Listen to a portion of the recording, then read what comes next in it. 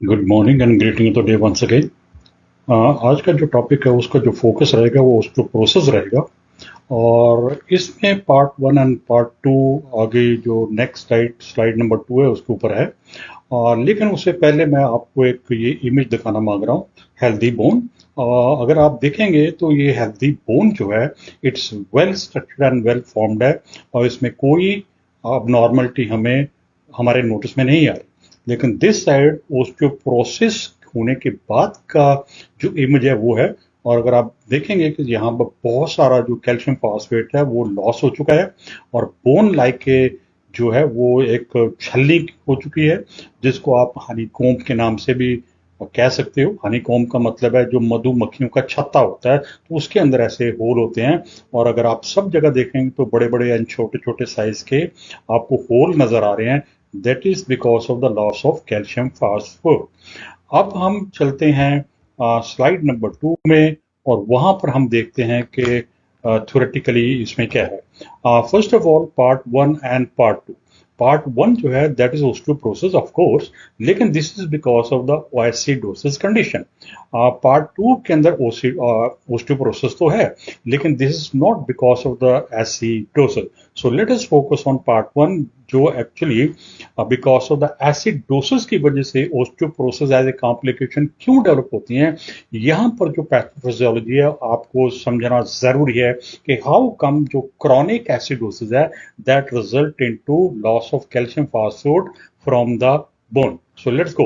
First of all, you must know it कि what is the normal pH value of the blood. That is 7.35 से लेके 7.45। ये जो reading है ये इंडिकेट करती है कि ब्लड का पीएच अगर ये है तो बॉडी बॉडी के हर कॉर्नर के अंदर जो पीएच है वो नॉर्मल है। सो इस कंडीशन में जब हम एसिडोसिस बोलते हैं तो व्हाट गोस रॉन्ग, वो उसमें ये होता है कि जो ऐसी जो पीएच वैल्यू है वो लेस देन 7.35 होगी, तो आप उसी को एसिडोसिस बोलेंगे। अब पॉइंट यहाँ पर है कि ओस्टियोपोरोसिस को अगर हम फोकस करके चलें तो यहाँ पर आप आपके सामने जो कंडीशन है दैट इज एसिडोसिस है। यानी ब्लड का जो नॉर्मल पीएच है वो नहीं है, बल्कि वो एसिडोसिस उसके अंदर यानी एक्सेस एसिड है। सो इस कंडीशन में जो इंटरनल बॉडी मैकेनिज्म है वो एक्टिवेट हो जाते हैं। और उस वक्त उनको क्या चाहिए, उनको चाहिए कोई अल्कालाइन सब्सटेंसेस, अल्कालाइन मिनरल, जिसको वो लेकर जो एक्सेस एसिड है उसकी बफरिंग कर सकें, उसके एसिडिक पावर को वो है वो न्यूट्रलाइज कर सके। So that condition is known as a buffering. So यहां पर मैंने लिखा देन व्हाट हैपन, क्योंकि अभी हमने एक ब्लड सैंपल लिया है और ब्लड सैंपल में उसका जो लेस देन 7.35 है। बॉडी नीड इंटरनल अल्कालीन मिनरल्स, यानी वो अंदर से खुद कॉम्पनसेट करती है, अरेंज करती है, बाहर से फिलहाल कुछ नहीं है। So body need alkaline minerals, और वो मिनरल्स सफिशिएंटली अवेलेबल होते हैं बोन के पास कैल्शियम फास्फेट और to neutralise the excess acid in the blood. और उसको हम कहते हैं बफरिंग। यानी इंटरनली एक साइड में कंडीशन है access acid in the blood, दूसरी तरफ उसको क्या चाहिए, मिनरल्स जिनका बेस हो अल्कलीन। तो वो कहां पर अवेलेबल है, बोन के पास। बोन के पास कैल्शियम लाइक ए बैंक की तरह। सो यहां पर अब कंडीशन क्या होगा, द प्रोसेस जो स्टार्ट होगा वो क्या होगा कि the body begin to pull out calcium phosphate. कहां से, फ्रॉम द बोन्स, क्योंकि जब वो कैल्शियम फास्फेट जो अपने आप में एक अल्कालीन इलेक्ट्रोलाइट है, वो जब उसको ब्लड के अंदर लेके आ जाएगी तो ब्लड का जो एक्सेस एसिडिक जो पीएच है वो न्यूट्रलाइज होना शुरू हो जाएगा। दिस इज हाउ द जो बॉडी मैकेनिज्म है वो उसको अपने टारगेट को, ऑब्जेक्टिव को अचीव कर लेगा in by buffering from the calcium phosphate. So इसके रिजल्ट क्या निकलेंगे, अब ब्लड का बफरिंग तो हो गया, उसका तो एसिडिक जो पावर थी वो कम हो गई, न्यूट्रलाइज होगी because of the adding of the calcium phosphate जो अपने आप में एक अल्कलीन है। लेकिन दूसरी तरफ जो बोन का जो कंडीशन है, बोन के साथ क्या बीती जरा वो समझिए। Loss of calcium phosphate from the bone lead to decrease the bone density. आपने देखा इमेज नंबर टू, ओस्टियोपोरोटिक में बोन का जो मास है वो लॉस हो चुका है। मास को की फॉर्मेशन के लिए, बोन मास की फॉर्मेशन के लिए कैल्शियम वहां पे था। सो तो कैल्शियम तो निकल आया, और उसकी वजह से जो बोन की डेंसिटी है वो डिक्रीज हो जाएगी, बोन फ्रजाइल हो जाएंगी, बोन वीक हो जाएंगे, अल्टीमेट जो कंडीशन है वो ओस्टियोपोरोसिस कहलाएगी। अब अगर ओस्टियोपोरोसिस हो रहा है तो रिस्क क्या है? रिस्क क्या है? क्योंकि बोन जो है वो बॉडी के वेट को बेयर करती है। As a result of the fragile, as a result of the osteoporotic, as a result of the bone decrease bone density, bone fracture का रिस्क जो है वो बढ़ जाएगा। अब वो कौन कौन सी कंडीशन है जिसकी वजह से एसिडोसिस, मेटाबॉलिक एसिडोसिस होगा? लेकिन it's not a one time, it's not a one day, it has to be a chronic one. So it's a chronic one. Chronic metabolic acidosis है और कंडीशन यहां पर है क्रॉनिक रीनल फेलियर। क्योंकि chronic renal failure वाले client जो हैं वो अपने ब्लड को क्लीन अप करने के लिए, नाइट्रोजन सब्सटेंसेस को रिमूव करने के लिए दे अंडरगो पेरिटोनियल डायलिसिस या फिर हेमोडायलिसिस, ताकि उनका जो pH value of the blood है वो मेंटेन रहे 7.35 से 7.45। So renal, chronic renal failure, right. और सेकंड जो कारण हो सकता है वो है कि जो ट्यूबुलर जो रीनल सिस्टम हमारा है, that play a major role in maintaining the acid base balance. और as a result of inability, अब वो ट्यूब जो है जो एसिड बेस बैलेंस मेंटेन करती हैं, उनकी इनबिलिटी यानी उनका डिसफंक्शन की वजह से हो सकता है। या फिर दूसरा ये हो सकता है कि जो रीअब्जॉर्प्शन ऑफ द बाइकार्बोनेट है यानी अल्कालीन सब्सटेंसेस वो ज्यादा एक्सक्रीट हो रहे हैं और अंदर जो एसिडिक है वो बढ़ता जा रहा है। So this is a balance between the alkaline and the acidic substances in the blood leads to again metabolic acidosis condition.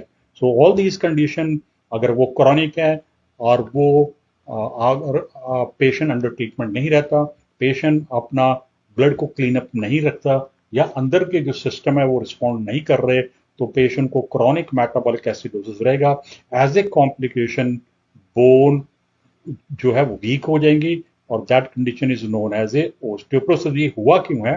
क्योंकि मैंने कहा कि इंटरनल मैकेनिज्म एक्टिवेट हो जाते हैं, क्योंकि ब्लड के अंदर एक्सेस एसिड है, उसको एक्सेस एसिड की स्ट्रेंथ को उसको डाइल्यूट करने के लिए, उसको कम वीक करने के लिए वो जो बॉडी है वो pull out the calcium phosphate from the bone. So now let's go this condition, this side part B. और यहां पर भी ओस्टियोपोरोसिस है, लेकिन यहां पर जो कंडीशंस और हैं, this is not because of the acidosis. So this is non acidosis condition part to. First of all let us make assessment. हमें डाइट से पता चलता है कि पेशेंट की जो डाइट है लो इन कैल्शियम है एंड विटामिन डी है। विटामिन डी जो है बहुत एसेंशियल है for the absorption of the calcium. अगर पेशेंट की डाइट को जब हमने असेस किया, हमने हिस्ट्री कलेक्ट की, तो हमें पता चलता है कि उसका जो calcium intake is sufficient, no problem, लेकिन उसके अंदर विटामिन डी जो है वो कम है। लेकिन अगर विटामिन डी वाज सफिशिएंट तो कैल्शियम का intake in the diet was low. So both these condition जो है can leads to low calcium यानी ओस्टियोपोरोसिस। बोन डिजीज डायरेक्टली हो सकती हैं, जैसे malignant tumour of the bone हो सकता है, ओस्टियोमाइलाइटिस हो सकता है, एंड अर्थराइटिस के अंदर जैसे रूमेटॉइड अर्थराइटिस है, गाउट टाइप अर्थराइटिस है, ओस्टियोआर्थराइटिस है। All these three arthritis type of condition can leads to loss of calcium phosphate from the bone, ultimately bone weak and fragile and osteoporosis हो जाएगी। Let's go to the next point. Next point है hormone balance imbalance। Post menopause में आप देखते हो कि female के अंदर जो फीमेल हार्मोन है उनका इम्बैलेंस हो जाता है and that result into reabsorption of the bone mass, यानी इन अदर वर्ड में loss of calcium phosphate from the bone शुरू हो जाएगा। पेशेंट को complain of deep bone pen करेगा, पेशेंट को वॉक करते वक्त उसका बैलेंस मेंटेन नहीं कर पाता। तो जब आप उसकी हिस्ट्री लेते हो तो अगर वो ऑलरेडी मेनोपॉज स्टेज में है तो उसके आपको फीमेल हार्मोन चेक करना जरूरी होता है, दैट कंक्लूड के उसको हार्मोन रिप्लेसमेंट करना पड़ेगा। एंडोक्राइन कुछ डिसऑर्डर हैं जैसे हाइपर थायरॉइडिज्म है। हाइपर थायरॉइडिज्म के अंदर क्या है कि there is excess thyroxine in the blood because of the hyperfunction of the thyroid gland, और उसकी वजह से जो न्यू बोन सेल का जो फॉर्मेशन है वो डिक्रीज हो जाता है। That condition is known as a osteoblast. यानी ओस्टियोब्लास्ट का मतलब क्या है? Formation of the new bone cell वो डिक्रीज हो जाएगा because of the increase level of the thyroxine. और उसके अपोजिट साइड में जो डिस्ट्रक्शन ऑफ द पुराने जो बोन सेल्स हैं उनकी डिस्ट्रक्शन यानी इंक्रीज हो जाएगी. That is known as a osteoclast. Osteoclast का मीनिंग है destruction of the bone cell. So that opposite direction में बढ़ेगा. Hyperparathyroidism. हाइपर पैराथायरॉयडिज्म जो ग्लैंड, पैराथायरॉयड जो ग्लैंड है वो एक हार्मोन प्रोड्यूस करता है, पैराथार्मोन.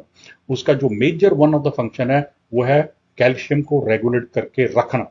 लेकिन यहाँ क्योंकि कंडीशन हाइपर है तो इसका मतलब है कि वो हार्मोन भी इंक्रीज है इनटू द ब्लड, और उसकी वजह से हार्मोन इंक्रीज है तो ऑटोमेटिकली जो कैल्शियम इन द ब्लड है वो भी इंक्रीज हो जाएगा. लेकिन वो कहाँ से कैल्शियम को लाएगा? सो ये जो है फर्स्ट ऑफ ऑल इसका कंडीशन ये होती है कि increase absorption of the calcium from the intestine. Number 2, decrease excretion of the calcium from the renal system. Number 3, अगर 1 एंड 2 से काम फेल हो जाए, काम नहीं चल रहा, तो फिर वो बोन से जाके वो कैल्शियम फास्फेट को पुल आउट करेगा ताकि वो उसको ब्लड के अंदर लेके आए और कैल्शियम के लेवल को ब्लड के अंदर मेंटेन करे.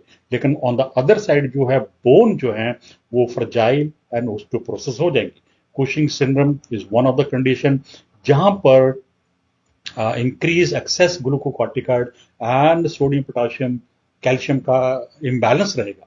लेकिन because of the internal disease है ये, और उसकी वजह से क्योंकि ग्लूकोकॉर्टिकॉइड ज्यादा है तो that also leads to osteoporosis. अब gastro intestine and malabsorption में देखिए, गैस्ट्रो इंटेस्टाइन सिस्टम के अंदर inflammatory condition of the intestine हो सकता है जिसमें क्रोन डिजीज अपने आप में एक कंडीशन है, अननोन कारण है, उसको सिर्फ हमें परमानेंट क्योर नहीं है, हमें उसको मैनेज करना होता है एटसेट्रा. सीलिक डिजीज से माल एब्जॉर्प्शन है. यहाँ पर जो इलियम है ये उससे रिलेटेड है क्योंकि देयर इज ए जो एक्चुअली अब्जॉर्प्शन वाले सेल हैं there is issue with them, there is a problem with the absorption side. तो इसलिए जो न्यूट्रिशन है along with the calcium absorption उसका नहीं हो रहा. So ileostomy is the next one, right. And बहुत सारी ड्रग्स हैं जिसको अगर हम लॉन्ग टर्म यूज करते हैं that also cause loss of calcium phosphate from the bone. So उनमें ड्रग्स आती है, स्टीरॉयड है, steroid of all type, any type. Then कुछ anti seizure anti conversion drug हैं जिसमें आप डेलेंटिन, टैग्राटोल एंड फिनोबार्बिटोल कह सकते हो. और अगर इनका लॉन्ग टर्म यूज करता है पेशेंट, अपने आप यूज करता है लॉन्ग, और इसकी वजह से लॉस ऑफ कैल्शियम होगा. देन पेशेंट की कई बार कुछ लॉन्ग टर्म लाइफस्टाइल हैबिट्स भी होती हैं जिसकी वजह से उनका जो न्यूट्रिशन है वेल बैलेंस न्यूट्रिशन जो है वो एडिक्वेटली नहीं हो पाता. Patient suffer from a malnutrition, that's a heavy excessive alcohol use जो क्लाइंट यूज करते हैं उनके अंदर. And then calcium is again one of the part of the lifestyle है. अगर पेशेंट हैवी स्मोकिंग करता है फॉर ईयर्स, बहुत सालों से कर रहा है, they also suffer from a loss of calcium. यानी it overall affect the health and but उसके अंदर बोन भी इन्वॉल्व हो जाती है. सो आई होप सो कि ये जो टॉपिक है आपके लिए बहुत यूजफुल रहेगा. आई होप कि आप इसको अंडरस्टैंड करेंगे.